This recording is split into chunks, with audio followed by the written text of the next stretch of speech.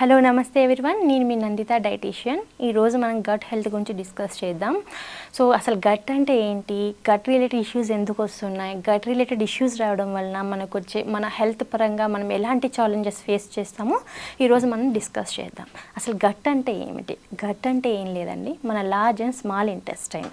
మన బాడీలో మన డైజెస్టివ్ ట్రాక్ట్లో మన మౌత్ నుంచి మన డైజెషన్ ఎండ్ యానస్ వరకు ఉంటుంది. ఈ మధ్యలో మన లార్జ్ అండ్ స్మాల్ ఇంటెస్టైన్ రెండింటిని కలిపి గట్ అని అంటాం. ఈ గట్ అనేది ఎందుకు ఇంపార్టెంట్ అంటే మనం తీసుకునే ప్రతి ఒక్క ఫుడ్ న్యూట్రియంట్ అబ్జార్ప్షన్ కానివ్వండి అండ్ ఎలిమినేషన్ అండ్ ప్రతి ఒక్క ప్రాసెస్ ఇంటేక్ ఫుడ్ ఇంటేక్ కానివ్వండి, absorption and elimination, nutrient wastage elimination, ప్రతి ఒక్క ప్రాసెస్ మనకి గట్లోనే జరుగుతుంది. సో ఈ గట్ అనేది ఎంత హెల్దీగా ఉంటే మన బాడీ అనేది అంత హెల్దీగా ఉంటుంది అనమాట. సో ఈ గట్ అనేది ఏంటంటే మన లార్జ్ అండ్ స్మాల్ ఇంటెస్టైన్, ఈ గట్ ఫ్లోరా మనకి మైక్రోబయోబ్, ఈ మైక్రోబయోబ్తో ఫిల్ అయి ఉంటుంది. సో ఈ మైక్రోబయోబ్ ఎప్పుడైతే మన బాడీలో కావాల్సిన దానికన్నా తక్కువగా ఉంటుందో, మన బాడీలో ఉండవలసిన దానికన్నా తక్కువగా ఉన్నప్పుడు ఏమవుతుందంటే మనకి న్యూట్రియంట్ అబ్జార్ప్షన్ అనేది తగ్గిపోతుంది. న్యూట్రియంట్ అబ్జార్ప్షన్ తగ్గిపోయి మనకి అదేంటంటే మనము బిగ్ పార్టికల్స్ అంతా మన బాడీలో రిలీజ్ అవ్వడం వలన మనకి డిసీజెస్ కానీ హార్మోన్ ఇంబ్యాలెన్స్ స్టార్ట్ అవ్వడం, cardiovascular diseases, skin related issues, acne కానివ్వండి, సోరియాసిస్, విటలిగో, ఎలాంటి ఇష్యూస్ అయినా సరే మనకి గట్ అనేది కరెక్ట్గా లేకపోతేనే స్టార్ట్ అవుతుంది.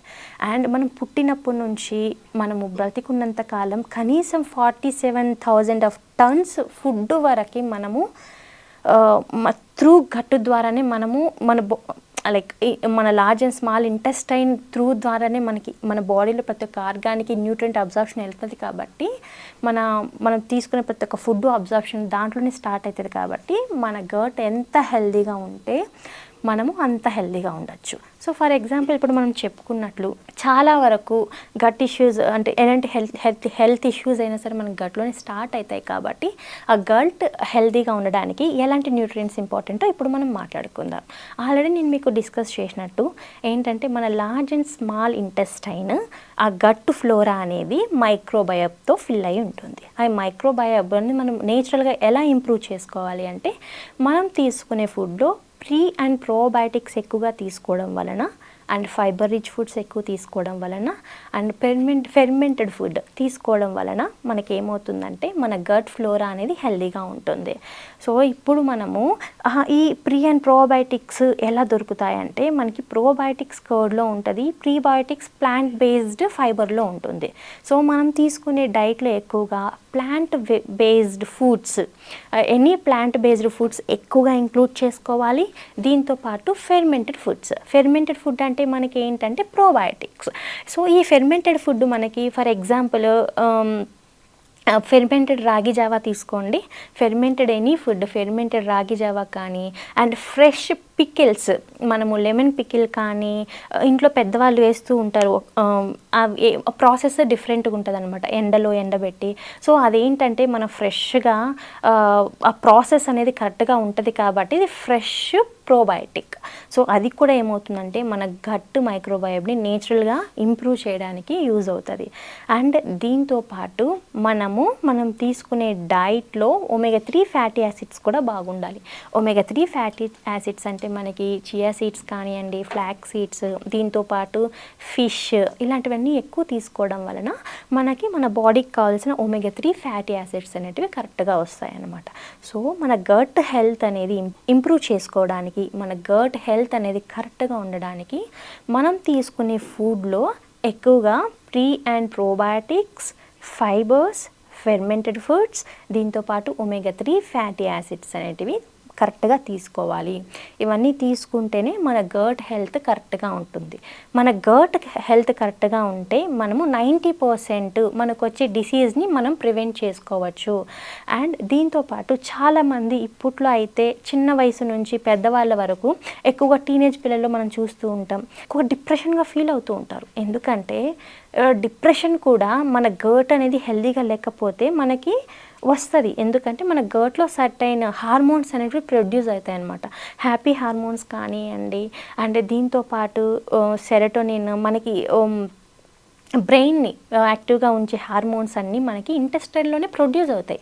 ఎప్పుడైతే మన గట్ అనేది కరెక్ట్గా ఉండదో, మన గట్లోనే ప్రొడ్యూస్ అవుతాయి అవన్నీ. గట్ హెల్త్ కరెక్ట్గా లేనప్పుడు ఏమవుతుందంటే డిప్రెషన్ స్టార్ట్ అవుతుంది, సైకలాజికల్ ప్రాబ్లమ్స్ అనేటివి స్టార్ట్ అవుతాయి. సో ప్రతి ఒక్క డిసీజ్ మనకి గట్లోనే స్టార్ట్ అవుతుంది. దీంతో పాటు ఇప్పుడు మనకు గట్ హెల్త్ కరెక్ట్గా లేకపోతే ఎక్కువగా రుమటాయిడ్ ఆర్థరైటిస్, చిన్నపిల్లల నుంచి పెద్దవాళ్ళ వరకు అందట్లోనూ మనము ఒకప్పట్లో ఆర్థరైటిస్ 40 ఇయర్స్ ప్లస్ వాళ్ళకి వచ్చేది, కానీ ఇప్పుడు ఆర్థరైటిస్ 25 ఇయర్స్ నుంచే స్టార్ట్ అవుతుంది. దాన్నే రుమటాయిడ్ ఆర్థరైటిస్ అంటారు. ఇది ఆటో ఇమ్యూన్ డిసార్డర్స్. ఈ ఆటో ఇమ్యూన్ డిసార్డర్స్ మనకి ఎక్కడ స్టార్ట్ అవుతున్నాయంటే మన గట్ కరెక్ట్గా లేకపోవడం వలనే.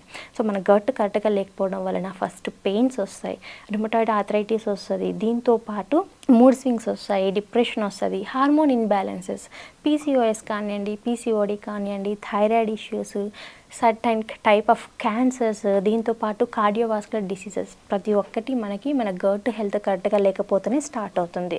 కాబట్టి జస్ట్ ఇమాజిన్ మన గట్ అనేది మనకి ఎంత ఇంపార్టెంట్.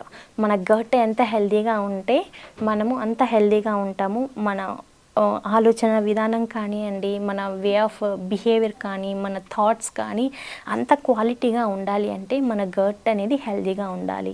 ఈ గట్ అనేది హెల్తీగా ఉండాలంటే ఆల్రెడీ నేను మీకు ఎక్స్ప్లెయిన్ చేసినట్టు మనం తీసుకునే ఫుడ్లో ప్రీ అండ్ ప్రోబయోటిక్స్ అనేవి డెఫినెట్లీ యాడ్ చేసుకోవాలి.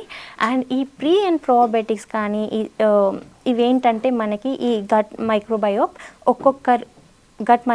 ఒక్కొక్కరికి ఒక్కొక్క విధంగా అవసరం ఉంటుందన్నమాట. అంటే ప్రతి ఒక్కరికి ఒకే డోసెస్ కాదు, మన బాడీ టైప్ని బట్టి మన జీన్స్ని బేస్ చేసుకొని ఒక్కొక్కరికి ఒక్కొక్క విధంగా ఒక్కొక్క డోసేజ్లో మనము ఇవి తీసుకోవాల్సి వస్తుంది. అండ్ ఎప్పుడైతే మన గట్ హెల్త్ అనేది కరెక్ట్గా ఉండదో ఫస్ట్ మనకి కొన్ని సిమ్టమ్స్ వస్తాయి. ఆ సిమ్టమ్స్లో మెయిన్ వచ్చి gastric, acidity, bloating, mood swings, ఇవన్నీ ఏంటంటే మెయిన్ సిమ్టమ్స్. మన గట్ కరెక్ట్గా లేదు అంటే మన బాడీ మనకు చెప్తుంది. గ్యాస్ట్రిక్ వస్తుంది, ఎసిడిటీ వస్తుంది, బ్లోటింగ్ వస్తుంది. ఎసిడిటీ ఎక్కువైందనుకోండి, ఎసిడిటీ ఎక్కువైతే మనకి న్యూట్రియంట్ అబ్జర్ప్షన్ తగ్గిపోతుంది. అండ్ ఎవరైతే వెయిట్ లాస్ కోసం ట్రై చేస్తారో వాళ్ళు కూడా వెయిట్ లాస్ అవ్వడం కష్టం అవుతుంది అనమాట. సో ఇవన్నీ మనకి కంట్రోల్ అవ్వాలి అంటే మన బాడీలో ఎసిడిటీ కంట్రోల్ అవ్వాలి, బ్లోటింగ్ కంట్రోల్ అవ్వాలి, దీంతోపాటు గ్యాస్ట్రిక్ ప్రాబ్లం అనేది కంట్రోల్ అవ్వాలంటే డెఫినెట్లీ గట్ హెల్త్ అనేది ఇంపార్టెంట్. ఇప్పట్లో అయితే ఈ జనరేషన్లో చిన్నవాళ్ళ నుంచి పెద్దవాళ్ళ వరకు ప్రతి ఒక్కరికి గట్ ఇష్యూ చాలా ఎక్కువగా ఉంది. అంటే గట్ రిలేటెడ్ ఇష్యూస్ వస్తున్నాయి. ఎందుకంటే మనం తీసుకునే ఫుడ్ హ్యాబిట్స్ కరెక్ట్గా లేకపోవడం. ఒకప్పట్లో పెద్దవాళ్ళు అయితే మంచి మంచి ఫుడ్ తీసుకునేటోళ్ళు. పల్సెస్ కానివ్వండి, సెరియల్స్ కానివ్వండి, దీంతోపాటు మిల్లెట్స్, చిరుధాన్యాలు, ఇలాంటి ఫుడ్స్ వాళ్ళ ఫుడ్ హ్యాబిట్స్లో వాళ్ళ డైలీ ఇంటేక్లో ఎక్కువగా ఉండేవి. సో ఈ మిల్లెట్స్ కానీ, సెరియల్స్, పల్సెస్ ఇలాంటివి ఎక్కువ తీసుకోవడం వల్ల ఏమవుతుందంటే మనకి మన బాడీకి కావాల్సిన ఆల్ న్యూట్రియంట్స్ మనకి నేచురల్గా వస్తాయి, ప్లస్ కావాల్సినంత ఫైబర్ దొరుకుతుంది. సో ఇవన్నీ ఎక్కువ తీసుకోవడం వల్ల వాళ్ళ గట్ అనేది హెల్తీగా ఉండేది. ప్లస్ మన పెద్దవాళ్ళు కూడా చెప్తూ ఉండేవారు, మేము ఏం తిన్నా అరిగించుకునేంత శక్తి మాకు ఉండేది అని. సో ఎందుకంటే బికాస్ ఆఫ్ గట్, వాళ్ళ గట్ అనేది అంత హెల్తీగా ఉండేది.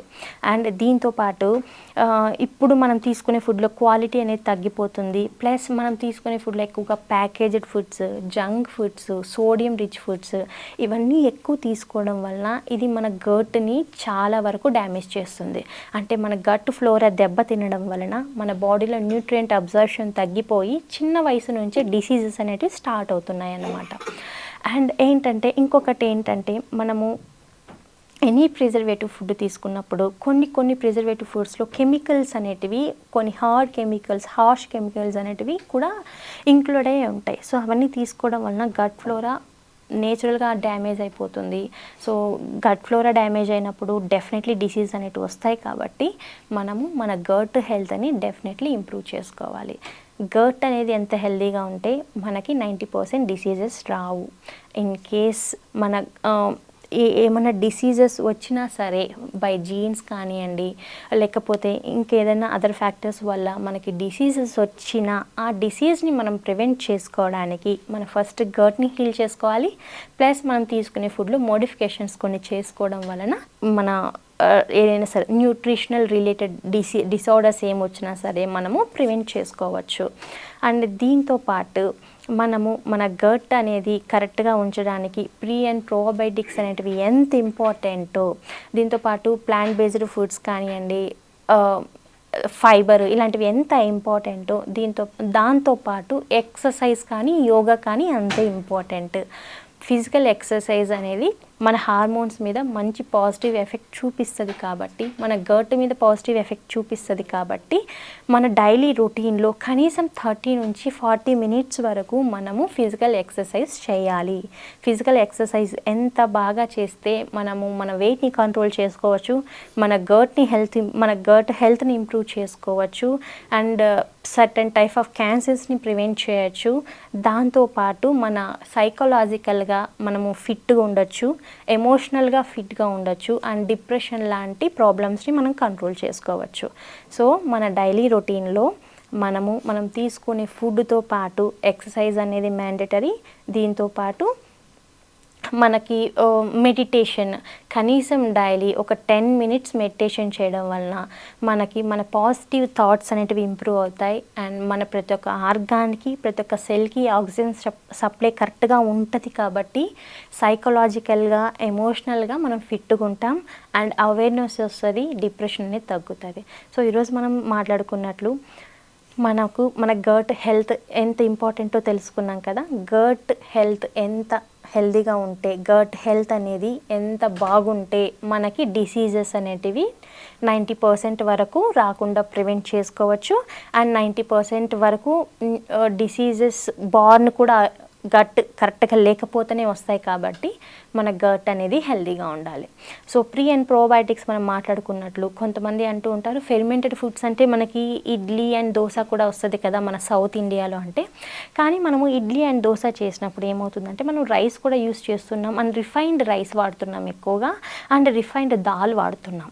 అండ్ మనము హీట్ ప్రాసెస్లో కూడా మనకు ఏంటంటే మన బాడీకి కావాల్సినంత ప్రీ అండ్ ప్రోబయోటిక్స్ ఎక్కువగా రావు.